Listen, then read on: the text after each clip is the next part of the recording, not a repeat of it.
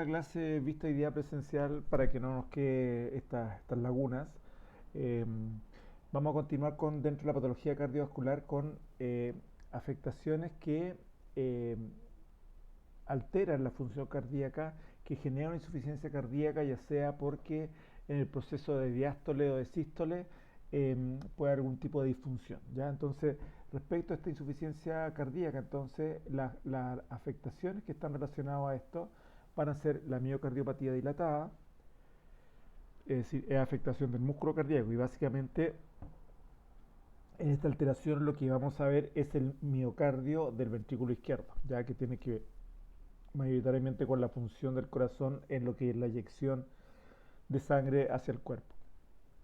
Entonces dentro de esto vamos a tener miocardiopatías dilatadas, miocardiopatía hipertrófica, restrictiva y arritmogénica. La miocardiopatía dilatada, como su nombre lo dice, vamos a tener una dilatación de la cavidad del ventrículo izquierdo, por tanto la pared de este miocardio va a estar adelgazado y fibrosado.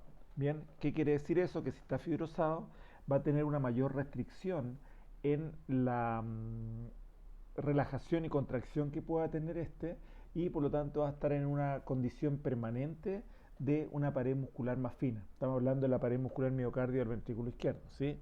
Por tanto, si el músculo cardíaco al contraerse el músculo cardíaco se engruesa, ¿cierto? A expensas de una disminución de la cavidad del ventrículo izquierdo, ¿cierto? En la expulsión de la sangre hacia la aorta, es decir, en sístole, en este caso hay una disfunción sistólica, porque cuando se tenga que contraer, es decir, aumentar el músculo cardíaco, el grosor, eso no va a ocurrir, va a permitir, va a permanecer delgado y por lo tanto la cavidad del ventrículo izquierdo va a seguir dilatada, ¿ya? Por tanto, si nosotros vemos acá en imágenes de una miocardiopatía dilatada, fíjense en el ventrículo izquierdo, cómo efectivamente al final de la diástole, cuando está más relajado, está más distendido, la cavidad, ¿cierto? Se va a empezar a llenar de sangre, está llena de sangre en este caso es de contraste, y por lo tanto tenemos un grosor del músculo adecuado para esta distensión. ¿Qué es lo que debería pasar al final del sístole? Se contrae este músculo, el miocardio, y este debería engrosarse más y la cavidad, como expulsó la sangre, como va a expulsar la sangre, ¿cierto?, hacia la aorta, debería disminuir. Sin embargo, fíjense cómo al final del sístole se mantiene igual. Ya no hay una variación en el tamaño de la cavidad cardíaca, de este caso ventrículo izquierdo, y no hay una variación en el grosor del músculo cardíaco del ventrículo izquierdo. ¿Ya? Eso es una miocardiopatía dilatada. La etiología de esta miocardiopatía dilatada puede ser por causas primarias, antecedentes familiares o de tipo idiopática, y secundaria en el cual pueden haber infecciones, alteración del tejido conectivo, que genere esta fibrosis por tanto del músculo cardíaco de tipo endocrina, hematológicas o infiltrativas como lesiones tumorales, como el caso de los mixomas. Vista ahora en una ecografía también, una miocardiopatía dilatada, ¿sí? Si ustedes se fijan acá están las cámaras cardíacas y vemos acá el ventrículo izquierdo, la pared del ventrículo, ¿cierto? Del miocardio, perdón, que en contracción o en sístole ya ventricular no está contraída, está más bien dilatada. Otro tipo de miocardiopatía, pero que en vez de generar una disfunción sistólica va a generar una disfunción eh, diastólica, va a ser la miocardiopatía hipertrófica, en el cual, como dice su nombre, el músculo, el miocardio del ventrículo izquierdo va a estar atrofiado, ¿sí? Perdón, va a estar hipertrófico, va a estar más grueso, sobre todo en lo que es la región septal, ¿sí? Del ventrículo izquierdo, ¿sí? Que lo separa de las otras cámaras, de las cámaras derechas. ¿Ya? Entonces va a haber una hipertrofia ventricular sin dilatación de la cavidad y en ausencia de sobrecarga mecánica. ¿Ya? O sea, nosotros tenemos normalmente un músculo, un miocardio más grueso en sístole, pero en este caso, ¿cierto? Incluso en dilatación de la cavidad, en diástole, este se mantiene hipertrofiado. ¿Ya? Generalmente, como les decía, esta hipertrofia es más marcada a nivel septal, en la cara medial, por lo tanto, ¿cierto?, del ventrículo. Y por tanto va a haber una disminución en la función diastólica, porque efectivamente el músculo durante la diástole que debería disminuir su diámetro y por lo tanto distender la cavidad del ventrículo no va a ocurrir y este se va a mantener, ¿cierto? Se va a mantener con una cavidad disminuida. Entonces, la miocardiopatía hipertrófica, la etiología va a estar asociada a enfermedad autosómica dominante, defectos genéticos y alteración en la producción de proteínas miocárdicas o también por un aumento en la estimulación adrenérgica, en el cual vamos a tener una heterogeneidad en el grosor de este músculo, sobre todo, ¿cierto?, más marcado a nivel septal.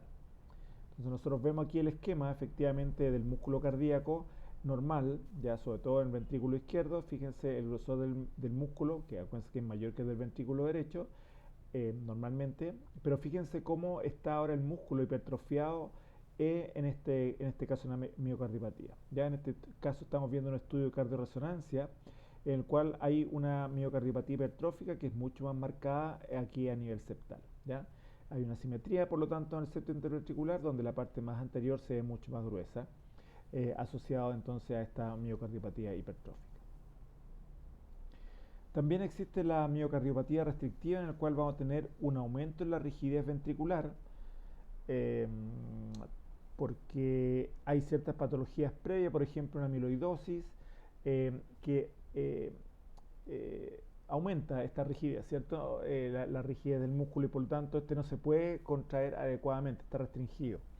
Se puede correlacionar o hacer un diagnóstico diferencial con la pericarditis constrictiva, es decir, el pericardio que recubre el corazón podría también calcificarse y por lo tanto restringir el movimiento cardíaco. Es poco frecuente, tiene un pronóstico muy malo la miocardiopatía restrictiva y está asociado nuevamente a disfunción de tipo diastólica. En este caso podemos ver entonces la imagen nuevamente de una cardiorresonancia, como hay una hipertrofia septal asimétrica en un paciente que tiene efectivamente esta enfermedad base que sería una amiloidosis. Se observa que hay una presencia característica de un patrón subendocárdico difuso con realce contraste paramagnético, ¿ya? En este caso lo que estamos viendo es una pericarditis constrictiva, donde vemos que en el pericardio, como dijimos, presenta calcificación parcial o completa, ¿cierto? Como vemos en este segundo caso, donde ese caso obviamente es más grave, es más complejo y por tanto ni siquiera deberíamos inyectar contraste para evitar que el contraste altere la contractilidad del corazón, porque este músculo, perdón, este órgano está restringido su movimiento por toda esta calcificación del pericardio. Y finalmente, dentro de estas lesiones vamos a tener la miocardiopatía arritmogénica, que se caracteriza por tener una función ventricular derecha que es anormal. Derecha, ya básicamente vemos acá ciertos distintos estudios donde efectivamente el lado derecho hay una señal eléctrica que está alterada, ya en distintos estudios, y que en el caso de la resonancia lo vemos como depósito de grasa que pueden estar a nivel del miocardio, de las cámaras derechas, perdón, del corazón, que se asocia entonces a esta miocardiopatía arritmogénica, ¿ya? Entonces hay una función ventricular derecha anormal, porque en ese lado tenemos este depósito graso, va a generar por lo tanto una falla eléctrica y podría ser causa de una muerte súbita. Entonces vemos en este caso una tomografía cómo hay depósitos en las cámaras derechas de grasa, ¿cierto? Y eso van a alterar finalmente la conducción eléctrica y podría llegar a una falla eléctrica incluso hasta la muerte. Bien, pasándonos a otras patologías, vimos valvulopatías, ¿sí? Lesiones de las válvulas cardíacas, vimos lesiones del músculo cardíaco, sobre todo el miocardio y del ventrículo izquierdo, por la función que tiene de eyección ventricular, y tenemos que ver la patología de la enfermedad coronaria, que es muy frecuente. Recordar, lo vimos ahora en la clase presencial en la mañana, la diferencia entre arteriosclerosis, donde la enfermedad es en la capa íntima, ya que va a afectar a la arteria, en este caso las arterias coronarias, para diferenciarlo de la arteriosclerosis, que dijimos que era un proceso de hipertrofia y o calcificación de la capa media, ¿ya? Y que puede fibrosar la capa íntima, pero no hay una formación de una placa. Entonces, en esta enfermedad coronaria vamos a tener una etapa inicial de formación de esta placa, una progresión de la placa y que podría llegar a una complicación si esta placa se vuelve inestable, como vimos también en la mañana, dependiendo del contenido de esta. Si tiene mayor cantidad de macrófagos, de lípidos, de metilproteinasa, entre otras cosas, va a hacer que la placa sea más inestable.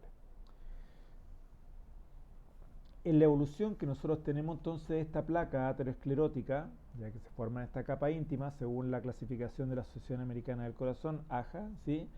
La lesión primaria se caracteriza por macrófagos aislados, tipo burbujas dentro de la célula, ¿ya? Intracelular. Y ese es el tipo 1, ¿cierto? En su etapa inicial. En la etapa 2 lo que nosotros vamos a ver es principalmente acumulación de lípido intracelular. En el primero eran macrófagos, ¿cierto? Aislados, ¿cierto? Formaban como burbujas de macrófagos. Aquí vamos a tener una acumulación en el tipo de lípidos intracelulares. En el tipo 3, perdón, ¿sí? Lo que nosotros vamos a tener es que estos lípidos que están intracelular pasan también a formar parte del pool extracelular, ¿ya? Y por lo tanto, en ese caso, si tenemos lípidos intra y extracelulares, vamos a estar en una etapa intermedia de la evolución de esta placa y va a ser, por lo tanto, una placa tipo 3.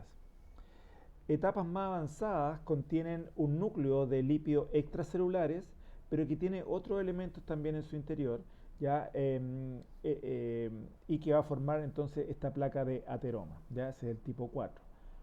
Y el tipo 5, ¿sí?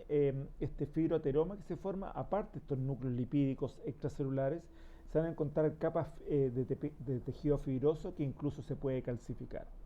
Bien, cuando es el tipo 5 fibroateroma. Y el tipo 6, que es una placa ya complicada, como lo conversamos en la mañana, eh,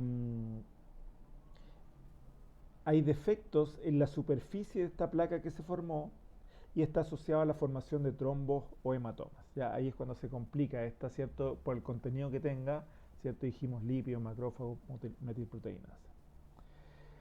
Entonces, la distribución de la placa de ateroma en este vaso coronario, la mayoría de las veces tiene, como vemos en este corte histológico, una distribución en la capa íntima, ¿cierto? Y una distribución, por tanto, periférica. Este es el lumen vascular. Este es toda la placa heterogénea porque tiene, dijimos, grasa, o sea, lípidos, macrófagos, metilproteinasa, ¿cierto? Células de musculatura lisa. Ya el 70% tiene esta distribución que es periférica. Solamente el 30% tiene esta distribución, como vemos acá, que es concéntrica, y lo que estamos viendo acá en estudio histológico es la presencia, por tanto, de tejido calcificado y fibrótico, ¿ya? En este caso, el crecimiento y por lo tanto la disminución del lumen vascular, como crece a expensas en la capa media, sí va a ser mucho más lento, a menos que el paciente sea diabético. Entonces, la placa de ateroma se va a formar por una expansión celular monoclonal, básicamente por alteración de genética o transformación genética de estas células de musculatura lisa que forman parte de la fibra elástica que hablamos en la mañana, ¿ya? Y por lo tanto eso va a generar esta lesión endotelial. Eso va a llevar a la inducción y formación de placa por factor de crecimiento y citoquinas. La placa de ateroma, por tanto, sí que tiene estas distintas etapas y que podría ser complicada o no complicada, va a estar formada por lípidos, por calcio, ¿cierto? Sobre todo cuando es una enfermedad no complicada y que crece a expensa de la capa media, una arteriosclerosis, y células inductoras, ¿ya? Eso forma la placa de ateroma. Si nosotros vemos en estas imágenes una reconstrucción de la coronaria derecha con sus distintas ramas en un estudio de tomografía, vemos efectivamente que esta coronaria derecha tiene múltiples calcificaciones. Esas calcificaciones, ¿cierto?, son una enfermedad más crónica, que de avance lento, a menos, insisto, que el paciente sea diabético, ya entonces va a tener arteriosclerosis en este caso. En cambio, la segunda imagen, estamos viendo una rama en la coronaria izquierda de la coronaria izquierda, ¿cierto?, que en este caso es la descendente anterior, que está con contraste, pero el contraste que vemos acá está el de la coronaria izquierda principal, que se bifurca, circunfleja, descendente anterior, vemos que el lumen vascular se estrecha, el contraste que se llama dentro se estrecha, porque en esa pared tenemos, en esa capa íntima, ¿cierto?, tenemos esta zona que se ve de menor densidad, que va a ser por tanto esta placa fibrolipídica, ¿ya? Por eso se ve con menos densidad, porque tiene grasa, pero también tejido fibrótico, y que ese se podría desprender y generar hacia distal una oclusión producto de este trombo que se desprendió. Entonces, hablamos de la placa estable e inestable, ¿cierto? La placa inestable, ¿cierto? Para no repetir ambas cosas, como vemos acá, efectivamente tiene una mayor cantidad de lípidos, de macrófagos, de metilproteinasa, de célula de musculatura lisa, ¿sí? Este factor de crecimiento tisular, y vamos a tener por tanto una delgada capa de musculatura lisa, ya formando parte de esta capa interna, ¿ya? A diferencia de una placa estable.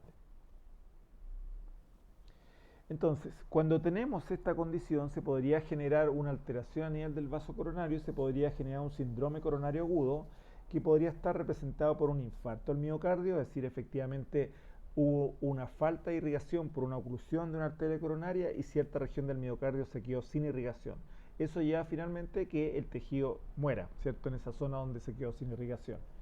Una angina inestable, que básicamente es un dolor difuso, ¿sí? Que se irradia generalmente hacia la izquierda y superior, bien que puede estar dado por una disminución del flujo hacia distal, hacia el músculo, ¿ya? Y por lo tanto ese dolor va a estar asociado a activación de mecanismos anaeróbicos que hagan que el músculo se pueda contraer, ¿ya? Entonces esa es la angina inestable. Y la muerte cardíaca súbita va a estar dada porque ciertos vasos, además de la falla eléctrica que veíamos, ¿cierto?, en una miocardiopatía, en la ritmogénica, que podía llevar a una muerte por falla eléctrica. En este caso, la muerte cardíaca súbita puede ser por una oclusión de un vaso coronario, que generalmente es la primera rama septal, que es una rama que va hacia medial, hacia el septo interventricular, que nace de la descendente anterior, ¿sí? De la descendente anterior, que es rama de la coronaria izquierda. Entonces, en la placa calcificada dijimos que era un riesgo asociado, ¿sí? No nos genera el calcio una oclusión del vaso, más bien va a ser una disminución progresiva del lumen vascular y podría llegar a ocluirse, pero en forma crónica, ¿sí? Por lo tanto, es un riesgo nomás de enfermedad cardiovascular. Fíjense en este caso si la sensibilidad para ver el calcio presente en las coronarias con este estudio tomográfico sin contraste, porque el calcio lo vemos sin contraste, y vemos la gran cantidad de calcio presente en él. Ahora, en ese en esos vasos, ¿cierto?, descendente anterior, circunfleja, que tienen hartas calcificaciones, nosotros si pusiéramos contraste no podríamos ver ese nivel si existe un estrechamiento del lumen de la luz vascular en función a esta pared que está en forma concéntrica con calcificaciones. Por tanto, en este caso el estudio se tiene que complementar, como vemos acá, con un estudio de angiografía coronaria, en la cual podemos ver efectivamente el grado de estenosis que está generando la placa. Ya, esto obviamente son estudios complementarios.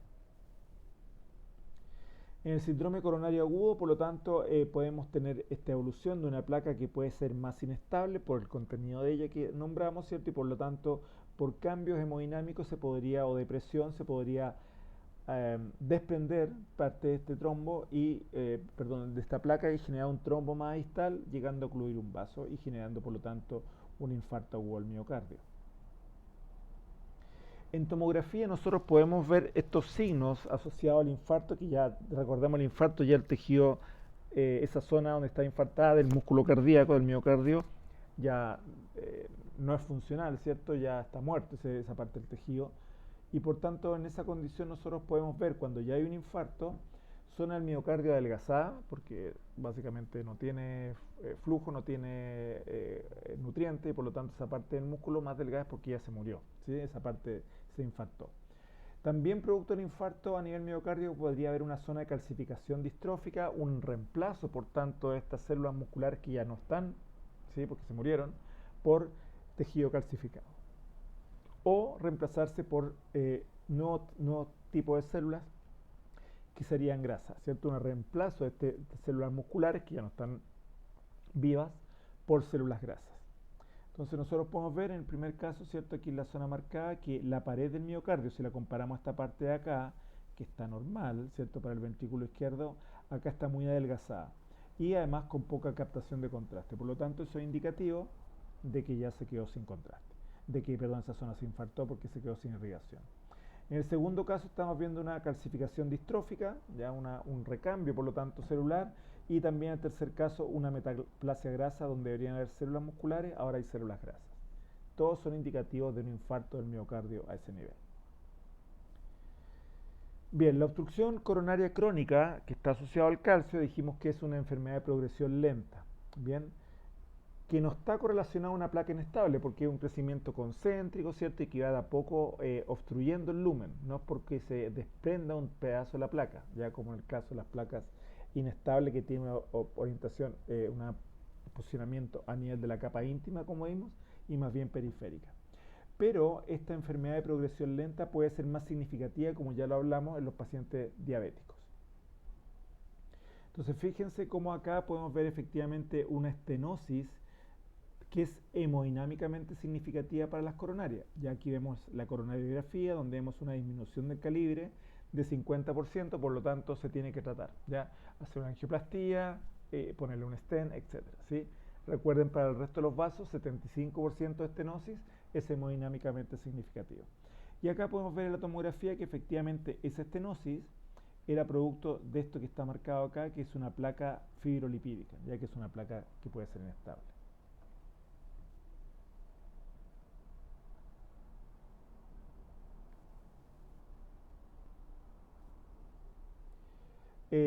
Acá, ¿cierto? Entonces podríamos ver en el trayecto de la coronaria, acuérdense que los vasos coronarios anatómicamente se encuentran en esta grasa subendocárdica, bien, y por tanto vemos acá una pérdida en el calibre o en el diámetro del vaso. Pero en este caso, si ustedes se fijan, la arteria coronaria que va por la grasa se está metiendo al músculo cardíaco. Y eso se conoce como puente miocárdico. Ya el puente miocárdico es básicamente la falta de visualización de la arteria coronaria, que podría estar interpretada como una estenosis, pero es porque se mete en el músculo cardíaco, en el miocardio, ya se mete, ¿cierto?, acá en el músculo cardíaco y se pierde. Si lo vemos en una reconstrucción, vemos efectivamente cómo al meterse en el músculo cardíaco se ve como que estuviera estenosado, ¿ya? Y eso es solamente un puente miocárdico. Entonces, con técnicas de imagen nosotros podemos evaluar una estenosis prequirúrgica. En el caso de las coronarias, recuerden, tiene que ser es hemodinámicamente significativa con un 50% de estenosis y se debe tratar, por lo tanto, instalando un stent que luego podemos evaluar si es que este stent está permeable, con imágenes me refiero, y si tiene alguna filtración, un endoleak. Podemos hacer evaluación de bypass coronario si un paciente tuvo una oclusión vascular que no se trató adecuadamente con una dilatación, ¿cierto? Y con un stent, ese vaso, ¿cierto?, se ocluyó. Y por tanto, para reconstituir la vascularización en esa zona, lo que se puede hacer es un puente vascular. Y ese puente vascular se obtiene de una arteria que nace la subclavia, que es la mamaria interna, y por lo tanto se recanaliza hacia el músculo, al miocardio, donde se quedó sin irrigación, y esa arteria, ¿cierto?, forma este puente vascular e irriga esa zona del músculo alterado, ¿ya? También en evaluación de anatomía de arritmias, básicamente para ver cámaras cardíacas y en estudios funcionales. Ya, entonces, evaluación de estenosis, hay distintas herramientas que nos permiten evaluar el porcentaje de estenosis. El bypass coronario, fíjense acá el bypass coronario que nace de la subclavia izquierda y nace la arteria mamaria interna, y por lo tanto esta mamaria interna se recanaliza hacia la región del miocardio que se quedó sin irrigación. ¿Ya? Entonces tenemos que ver ahí el puente vascular completo. Evaluación de stent, permeabilidad y endoleak. Bueno, y finalmente el derrame pericárdico, que lo hemos visto en otras clases. Básicamente lo que queremos ver acá, ¿cierto?, es si hay un grosor anormal del pericardio, que recuerden que es de 2 milímetros aproximadamente su grosor. Por lo tanto, si alcanza un grosor de 4 milímetros, mayor a 4 milímetros, es considerado que hay, ¿cierto?, una alteración en el pericardio, y vemos acá como efectivamente es mayor a 4 milímetros, y hay una acumulación de líquido, ¿cierto?, en ese espacio pericárdico. Bien, eso es lo que queda pendiente, por tanto, de esta clase, chicos. Todo esto va a ser evaluado como control de entrada la próxima semana.